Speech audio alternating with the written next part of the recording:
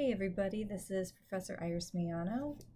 This is the Math 50 class, and we are talking about Day 3 material, which covers section 1.1 and 1.2. So 1.1, the lecture is actually broken up into two parts, and the first part has a bunch of stuff pertaining to number lines, variables, constants, what have you. Okay, so let's go ahead and just jump right in. Let's define number lines with decimals and fractions. Basically, it's everything that you know about number lines already, but what needs to be added to this discussion. Nothing earth-shattering, just that when you plot decimals and fractions on a number line, you'll have to plot between integer tick marks.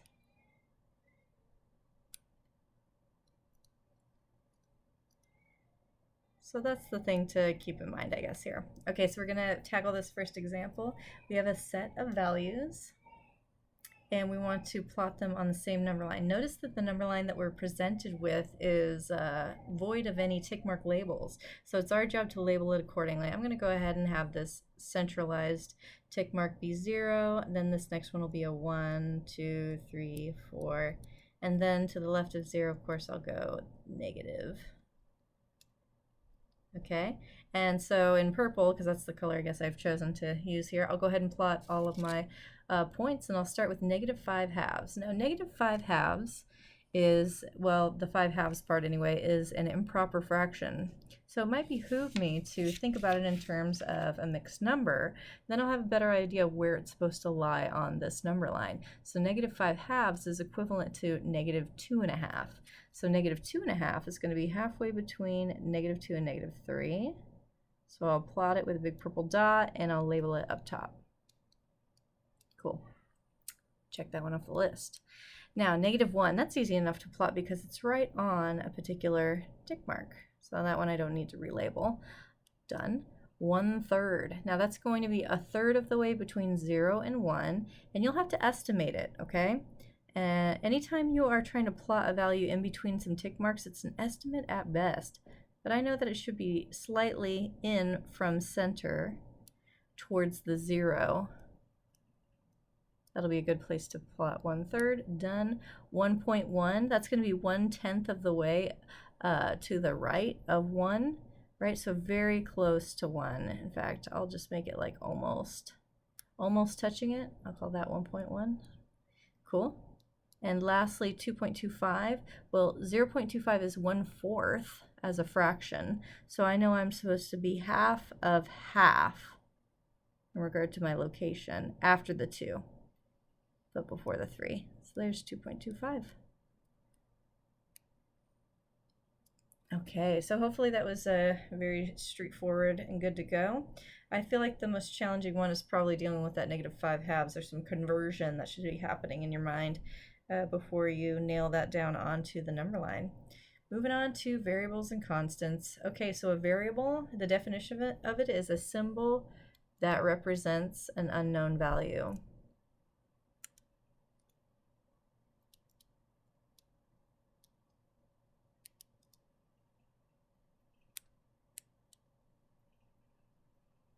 Yep, so you can use any letter of the alphabet that you wish. I recommend staying away from S's because they look like 5s, at least when I write them, or O, right, because O looks like a 0. Although there are instances in which you will be definitely using the variable or the letter S for a variable. It's just the most appropriate descriptive variable letter choice to use. So, use it with caution is my advice.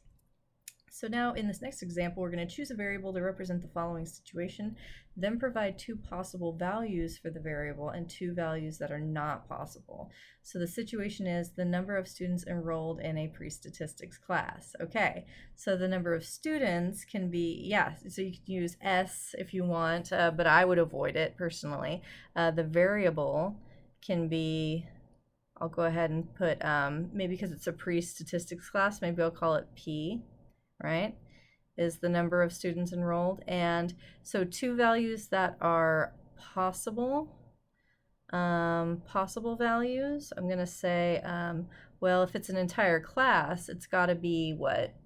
at least 18 students, according to SMC, what's it called, rules about like how small a class can be. You can't have a class less than 18 students, at least in regard to starting enrollment in it. And then also, I don't know, how many students are in this class? 35.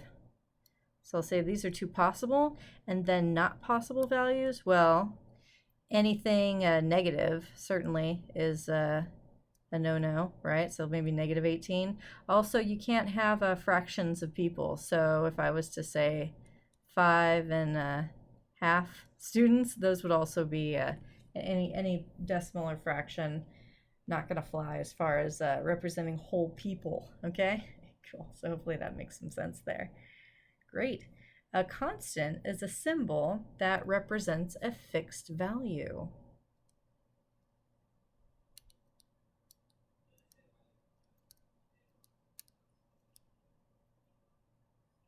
Okay, so it doesn't change, I guess, is what is meant to be described as the fixed value. In this example, we have a rectangle has an area of A equals 24 square feet. Let W be the width and L be the length of the rectangle in feet. Okay, so there's letters being introduced here, but A is constant, okay? A is 24 square feet, fixed, not gonna budge there, okay?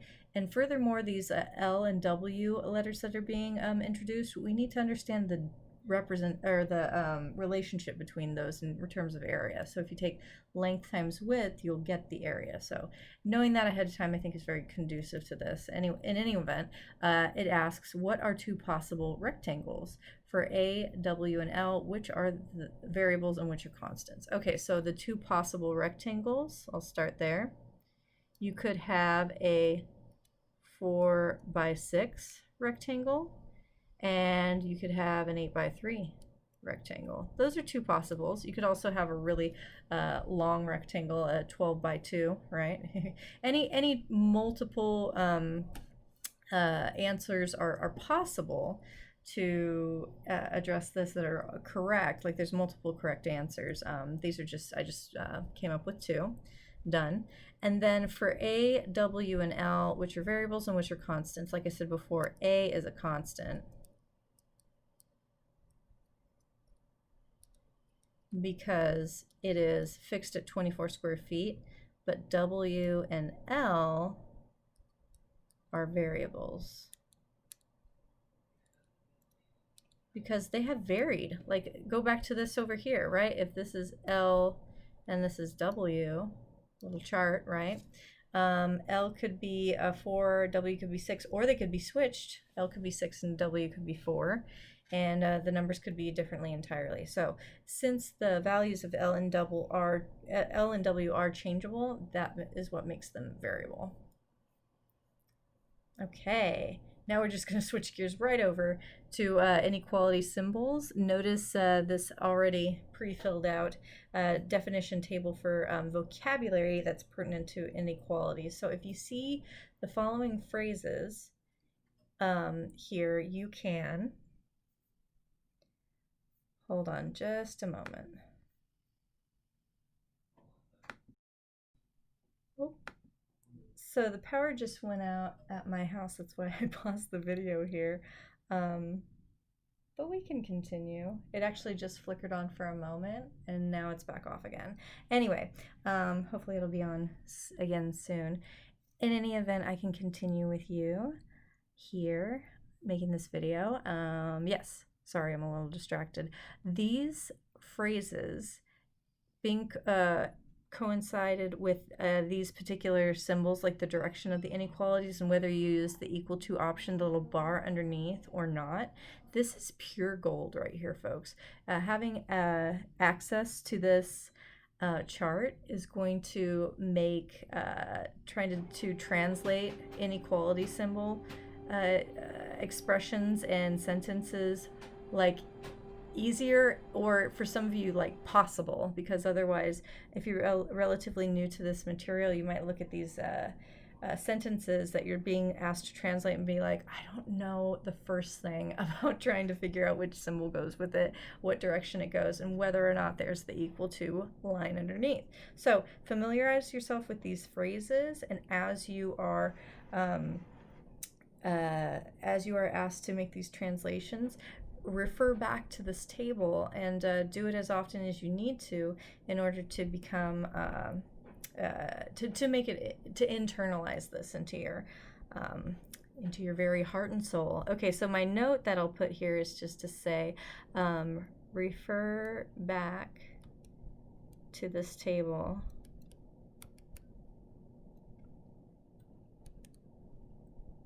when translating until it is internalized.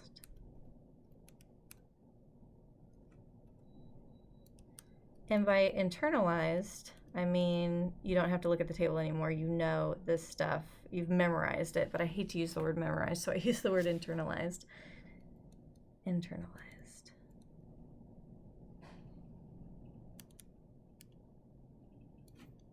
Because memorization implies that you just pasted it into your brain and you don't really have necessarily a bunch of understanding about what you're rattling off when you're just reciting something that you've memorized. But if you're recalling something that you've internalized, then that means you have a greater depth of understanding with the material. Okay, anyway, let's tackle this next example. Consider -4 is greater than x. Do the following. Write the inequality as a sentence.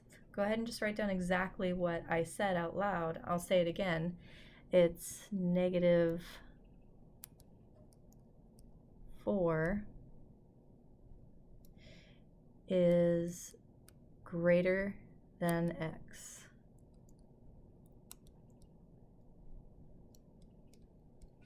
Okay, now flip the inequality. This is where it can get a little tricky. What you're going to want to do here is called a pancake flip. Now, that's not a technical term. That's a funsy term that I've come up with here. It's just I want you to visualize that you're putting a spatula underneath that inequality, and you're going to flip it over like you would a pancake. Okay, so what was on the left is now on the right side. What's on the right side is now on the left. So as it read with the number first, the inequality symbol facing in the greater than direction and then the x, we're going to rewrite it in the flipped direction as x is less than -4. Obviously, you're not going to flip the order of the negative sign in the number, like that has to be maintained. You're not going to have it 4 with a negative sign. That doesn't make any sense. But you want to flip the position and the direction of the inequality in this pancake flip.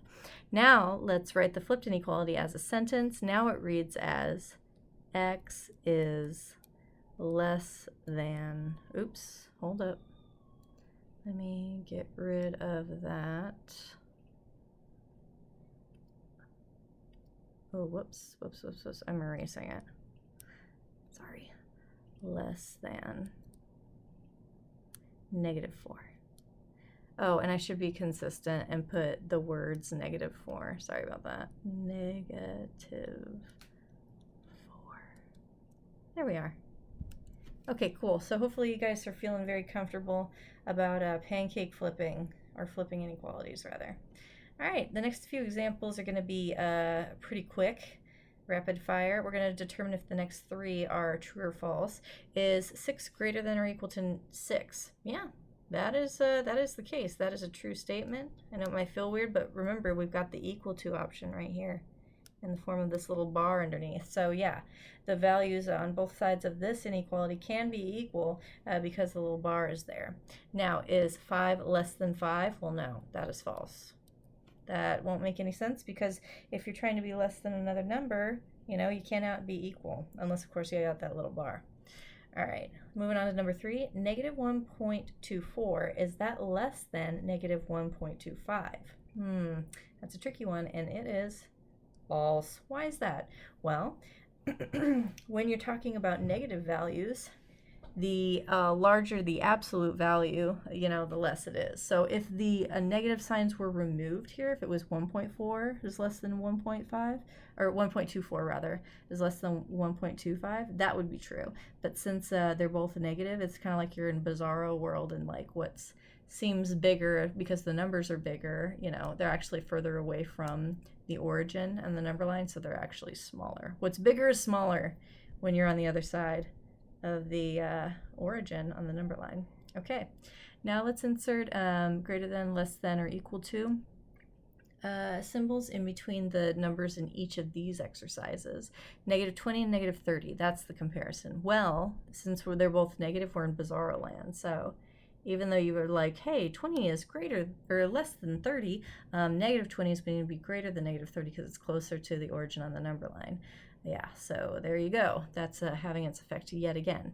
All right, 2/5 and 0.4. Now, whenever you're comparing fractions to decimals, you're going to want to convert one into the other. So what's 0.4 as a fraction? Well, it's 4/10 when you say it out loud in regard to the fancy name of the decimal. 4/10 is also a fraction, 4/10. You reduce 4/10 and you get what? 2/5. So that means that these two are equal.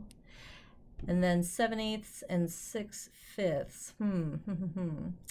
Now, you might be thinking to yourself, well, the 7/8 has bigger numbers, so maybe that fraction's bigger. But wait, look at the relative sizes of numerator and denominator for each of the individual fractions. Notice that the 7/8 is a proper fraction because the numerator is smaller than the denominator, while the 6/5 is an improper fraction, so by definition, its value is greater than 1. The proper fraction of 7/8, its value is less than 1, so that means 6/5 is actually greater than. It's actually 1 and 1/5, right? So there's a whole thing being considered with the 6/5, while the 7/8 is less than a whole thing. Okay, so hopefully that makes sense. Moving on to the next page, we have sets. So let's define a set. A set is a collection of elements.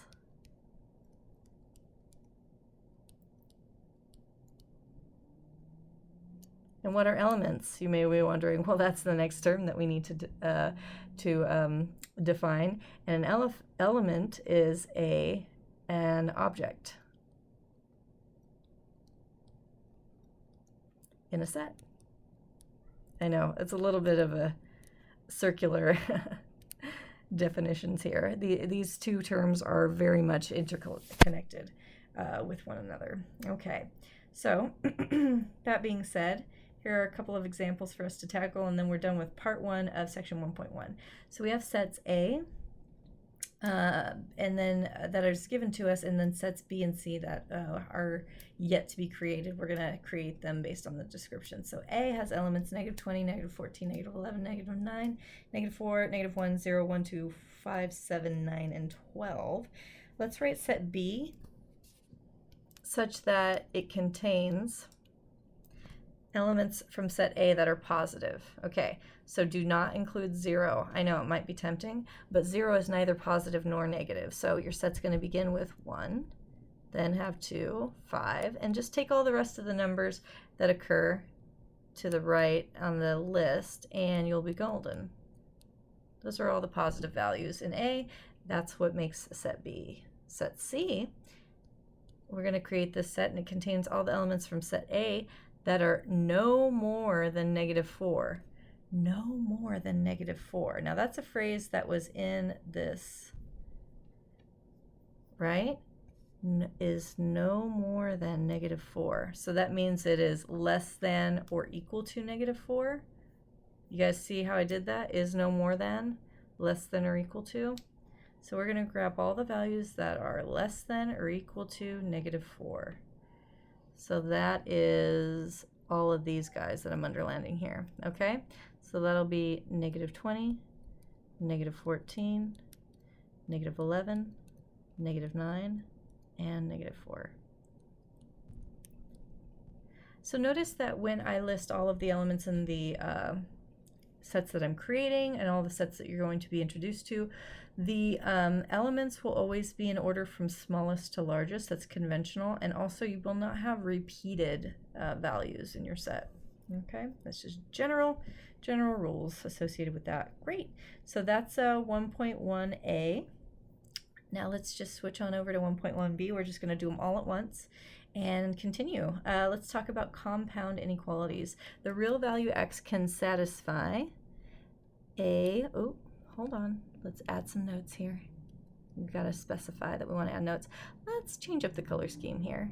The following is an example of a compound inequality. All right, you could have strict, inequalities here. You could have them be including the a endpoint like you have here. You could have it including just the b endpoint, or you could have both endpoints included. These are different ways to describe x being between a and b.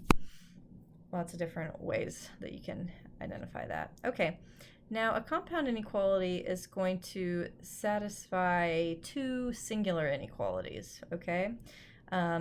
And so that's why there's always two endpoints. Now, consider in this next example two singular endpoints, and let's combine the information here to come up with a compound inequality. So it's our job to determine which singular inequality is describing the lower bound and which one's describing the upper bound, and that'll give us our a and b values respectively. So if x is greater than -3, then it looks like the smallest value possible is going to be -3, right? It's going to be something greater than that, strictly greater than, and then also x is less than 2. So the maximum value, the upper bound, therefore would be 2. So then I would kind of put that all together in the following way, right? -3 is clearly your lower bound, 2 is clearly your upper bound. Put it all together, x has to be somewhere between those values, and strictly between them, not including the endpoints. Because if it was including the endpoints, these inequalities in the initial prompt would have had the horizontal line underneath it. Now let's find a value that satisfies the compound inequality. Well, anytime you have an upper bound that's positive and a lower bound that's negative, you know that there's a value of 0 in between, right? So that's probably my go-to value that's in between any such compound inequality. And let's find two values that do not satisfy the compound inequality. So anytime you want to find something that's outside, just make sure you go smaller than the smallest and larger than the largest. Then you're good as gold. So let's say -4, for instance. I know that's not inside this inequality because it's smaller than the smallest value noted, the lower bound. And then furthermore, on the other side of the spectrum, I know 3 is not in there either, because it's bigger than the upper bound of 2. Okay. As far as interval notation is concerned, we have closed brackets, which include the endpoints. Include endpoints. A little note there. And then open brackets that do not include endpoints.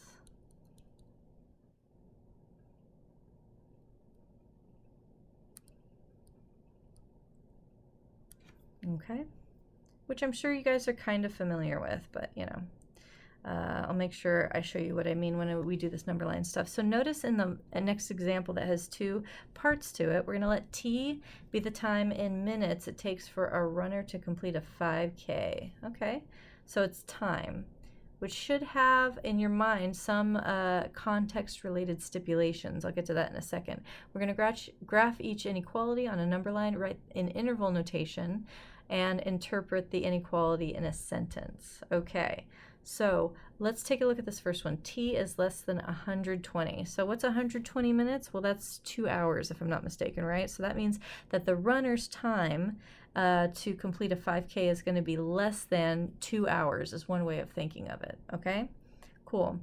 Well, I should certainly hope so, because if you run at all regularly, if like you're practice it well enough, definitely is going to take you well less than 2 hours to go 3.1 miles.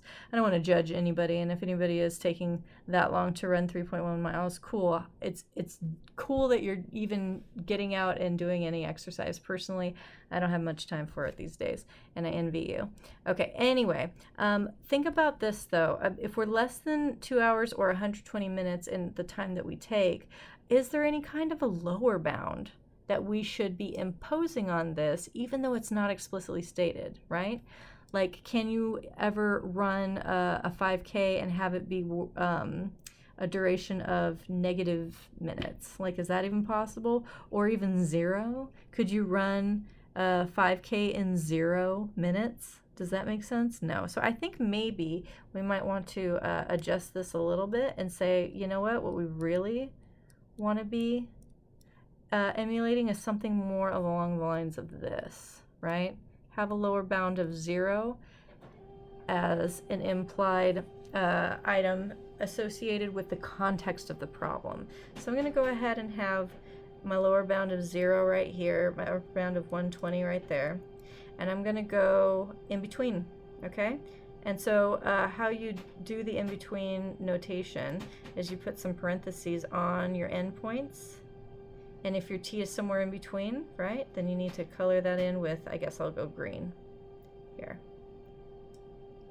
Okay. So, and we need to interpret the inequality in a sentence. So we'll say the runner, or a runner, takes between 0 and 120 minutes to run a 5K.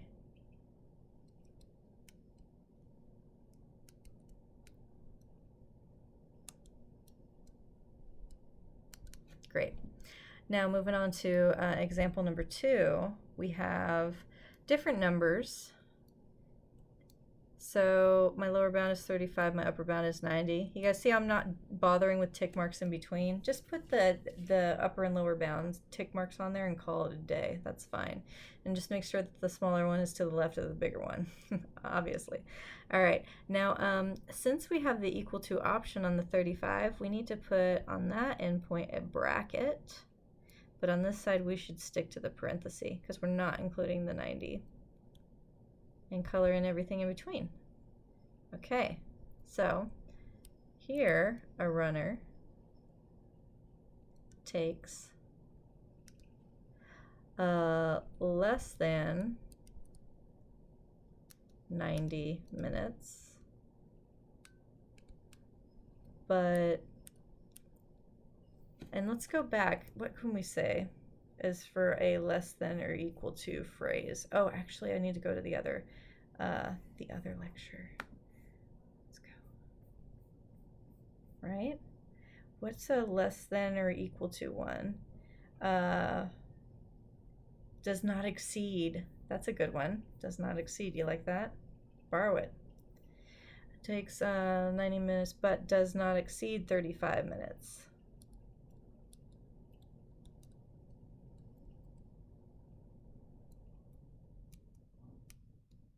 Wow, my power just went off again. Wild. Okay, but that doesn't affect you because my laptop is fully charged. Okay, so moving on. More examples.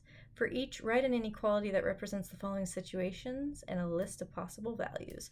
Brian has a bookshelf with 12 mystery novels and 8 science fiction novels. He wants to lend a box with 5 books to his niece. And let's say that there are less than 3 mystery novels in the book, or in the box. Okay, so let's let M be the number of mystery novels.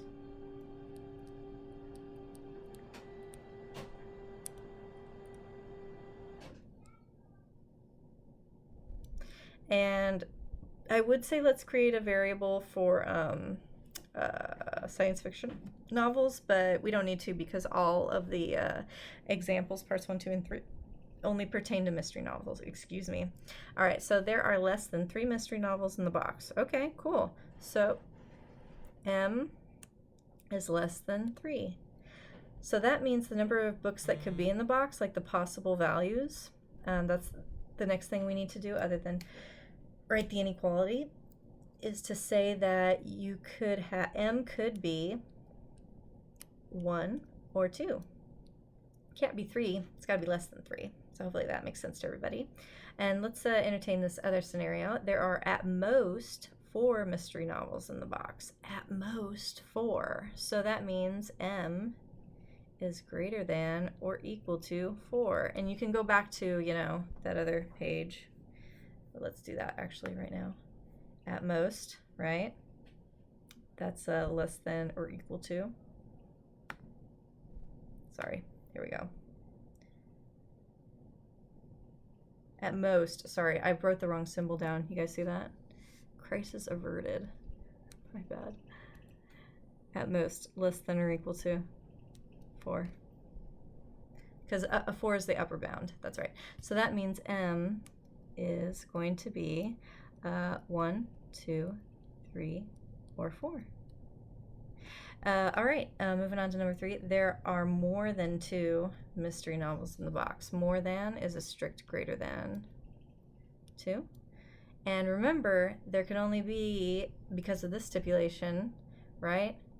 5 books in the box total. So the possible values for m therefore become 3, 4, or 5. Right? Got to be bigger than 2. Cool. So that is that for the second part of section 1.1. Dunzo. Okay, let's go on over to 1.2. This one will be relatively quick. It has a lot of preliminary information that is probably second nature to most of you folks by now. Keywords and phrases that allude to the 4 basic functions of addition, subtraction, multiplication, and division. So these are things you'll want to keep in mind. The trickiest one that I'm aware of is subtraction, having the phrase less than, right? If you have this phrase less than, it's tricky on 2 levels.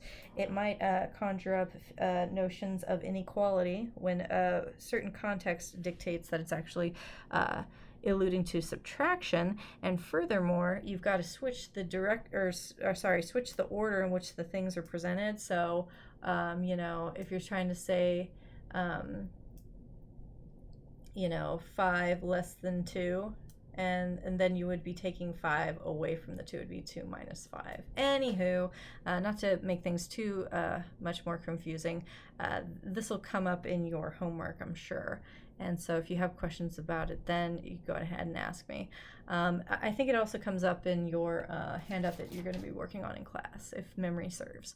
Okay, so keeping these things in mind, like, go ahead and take a moment to read through them. And let's go ahead and knock out some examples.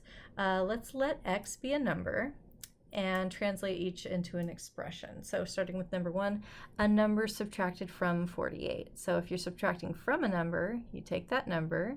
Oh, let me add some notes here. And let's do this pretty magenta color. You take the number, in this case 48, and then you subtract off the unknown number, which in this case is x. And then we'll evaluate the expression for x equals 3. That'll be 48 minus 3. That'll be 45. Boop. All right. The product of 6 and a number, call that 6x.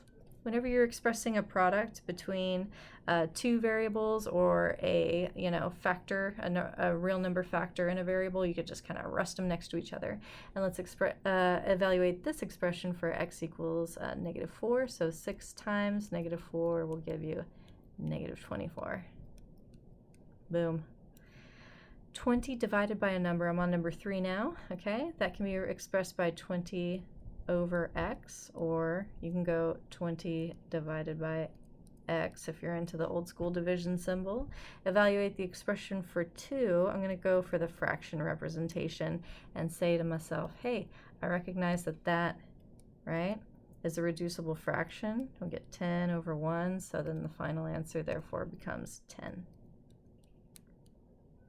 Okay, great, moving on. Albums at a store cost $9 each. If n represents the number of albums purchased, find a formula representing the total cost for purchasing albums by filling out the table. All right, so if you have 1 album, remember they're $9 each. That's 1 times 9. That gives you $9. And then if it's 2 albums, you take 2 times the 9. That'll give you $18 for the next. 3 times 9. 27. 4 times 9, that's 36. Cool, so nothing earth-shattering here. When we get to n though, it's our job to know that we have to represent that with an appropriate expression. And the the conventional way of expressing it will be coefficient of 9 with the variable in the back of the expression. So what is the cost to purchase 13 albums? Well, that would be 13 times 9, which is what, you guys? I'm going to look it up on my calculator because I'm lazy. 13 times 9 is $117. So full sentence it, guys. 13 albums costs $117. Cool. Here's another example, and that's the last one for this lecture video. Translate the phrase into a mathematical expression and then evaluate the expression for the given value. Be sure to indicate your units in your response. A tree grows 3 inches in a year.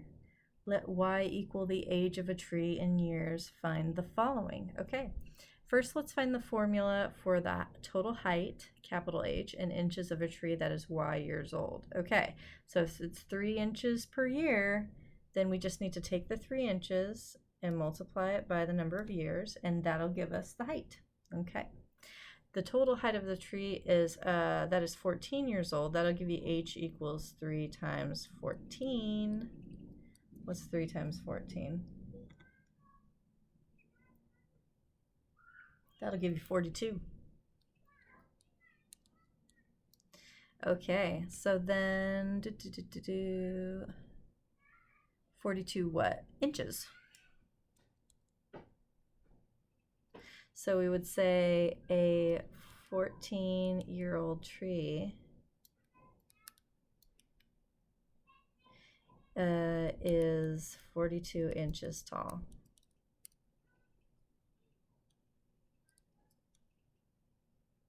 And I know what you might be thinking, do I need to spell out the word 14? You spelled out the word 13 earlier. Well, okay, so here's the convention with that. If it's a number 10 or greater, it's okay to write it as a number. However, it's better when your number is like the beginning of the sentence, like it is here, to have it written out as a word. Those are the conventions that I understand to be in play in regard to writing relatively large numbers. Okay, so that's all I have for this video. Go ahead and get started on some homework associated with these sections, and I will be available for discussion before we break up into small groups and go into the in-class handouts. Thanks a lot, guys.